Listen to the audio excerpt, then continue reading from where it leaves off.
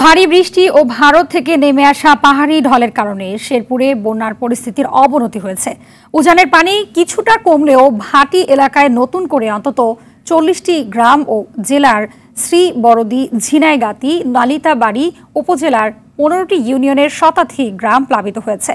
এসব এলাকায় পানিবন্দী আছে প্রায় 50,000 মানুষ। বন্যার পানিতে তলিয়ে গেছে 1000-এরও বেশি পুকুর ও মাছের ঘের। শেরপুর পানি উন্নয়ন বোর্ড জানায়, নালিতাবাড়ির চেল্লাখালী, ভোগাই নদী এবং ঝিনাইগাতির মহারশী, শ্রীবরদী, সোমেশ্বরী নদীর পানি কমলেও সদর উপজেলার মৃগী ও পুরাতন ব্রহ্মপুত্র নদের পানি বৃদ্ধি পেয়েছে।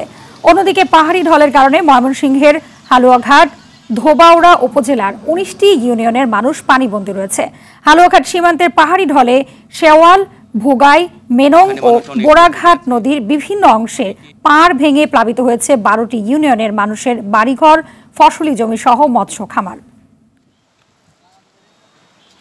এখানে মানুষ অনেক দুর্ভোগে আছে এবং অনেকেই ফিশারিগুলো ডুবে গেছে, মাছ চলে যাচ্ছে, তারা মানে একটা নিরহ অবস্থায় আছে, তারা আতঙ্কে আছে। মানুষজন আটকে আছে, তারা চুলা জ্বালাতে পারছে না, তাদের শুকনা খাবার নাই। বন্যার প্রথম ধাক্কাটা যখন আমাদের সীমান্তবর্তী এলাকায় যখন আসলো, তখন আমার আদেশের সাথে সাথেই আমার এই বিওপি থেকে আমার পার্শ্ববর্তী বারোমারি, তারপর হলদিগ্রাম, যে বিওপিগুলো আছে, সাথে সাথেই উদ্ধার করার জন্য আমরা মাঠে নেমে গিয়েছিলাম।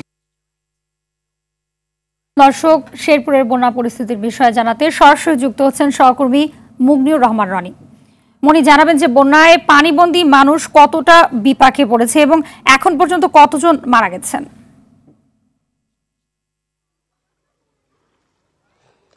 হাবিবা, আকস্মিক পাহাড়ি ঢলে সৃষ্ট বন্যায় শেরপুর জেলার শ্রীবরদী, ঝিনাইগাতি ও নালিতাবাড়ি উপজেলার প্রায় 15টি ইউনিয়নের শতাধিক গ্রাম বন্যা কবলিত ছিল। তবে পাহাড়ি নদীগুলোর পানি কমে যাওয়ায় এখন উজানের অবস্থা ভালো হলেও শেরপুরের নিম্নাঞ্চলের এলাকাগুলোতে পানি বৃদ্ধি পেয়েছে এবং এখানের বন্যা পরিস্থিতির অবনতি হয়েছে এবং নিম্নাঞ্চলের যারা বন্যা কবলিত আছে তারা এখন খুব ভোগান্তির মধ্যে রয়েছে।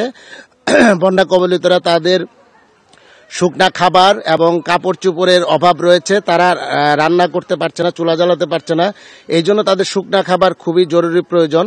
ইতিমধ্যে কিন্তু অনেকেই শুকনা খাবার এবং রান্না করা খাবার পরিবেশন করছে।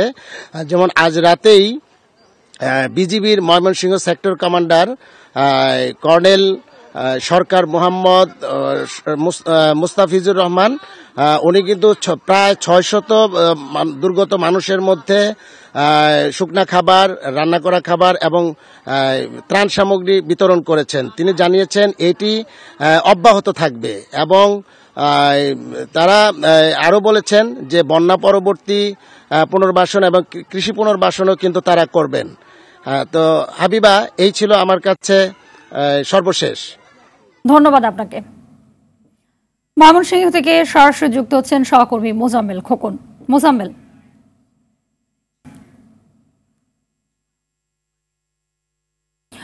জানাবেন যে বন্যায় কতটি এলাকা প্লাবিত হয়েছে এবং বিস্তারিত কি তথ্য আছে আপনার কাছে? হাবিবা, আপনি জানেন যে গত 3 দিনের যে পাহাড়ের যে উজান থেকে নেমে আসা পানি, সেই পানিতে কিন্তু ময়মনসিংহের হালুয়াঘাট এবং ধোবাউড়া, এই 2টি উপজেলার কিন্তু 19টি ইউনিয়ন কিন্তু প্লাবিত হয়েছে। সেই প্লাবিত হওয়ার পরে কিন্তু এখানকার যারা সাধারণ মানুষ রয়েছেন তারা কিন্তু মোটামুটি বলা চলে যে এক ধরনের দুর্ভোগের মধ্যেই রয়েছেন। বিশেষ করে তারা পরিবার পরিজন নিয়ে তারা এখন পর্যন্ত কিন্তু নিরাপদ আশ্রয়ের খুঁজে যাচ্ছেন। বিশেষ করে যদি বলতে যাই যে এই সাধারণ মানুষগুলো কিন্তু তাদের যে বাড়িতে বিশেষ করে রান্নাবান্না এবং পশু পাখি যেগুলো রয়েছে সেগুলো কিন্তু নিয়ে বিপাকে রয়েছেন। সেই পশুগুলো কিন্তু নিয়ে দেখেছি আমরা বিভিন্ন যে সড়কগুলো রয়েছে সেই উঁচু সড়কগুলোতে তারা কিন্তু অবস্থান নিয়েছেন। এছাড়া আরেকটি বিষয় তাদের দুর্ভোগের কারণ হয়ে দাঁড়িয়েছে যে এই অতি বর্ষণ, অর্থাৎ গত 3 দিন ধরে কিন্তু এই ভালুকা এই হালুয়াঘাট এবং ধুবাউড়া উপজেলায় গত 3 দিন ধরে কিন্তু ভারী বর্ষণ হচ্ছে, অর্থাৎ এই পাহাড়ি ঢলের সঙ্গে সঙ্গে কিন্তু ভারী বর্ষণে তাদের কিন্তু বিশেষ করে আরও ভোগান্তি বাড়িয়ে দিয়েছে।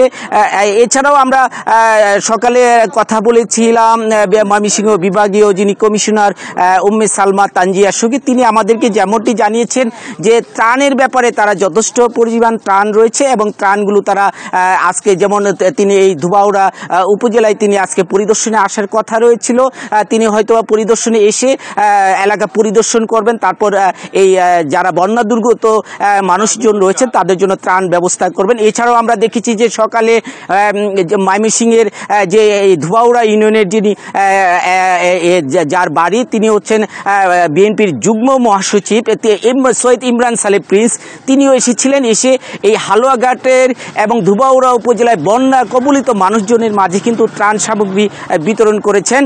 তো সার্বিক বিষয় যদি আপনাকে বলি যে ময়মনসিংহের হালুয়াঘাট এবং ধুবাউড়া এই দুটি উপজেলার মানুষ কিন্তু এই বন্যার পানিতে কিন্তু প্রচণ্ড পরিমাণ দুর্ভোগে রয়েছে।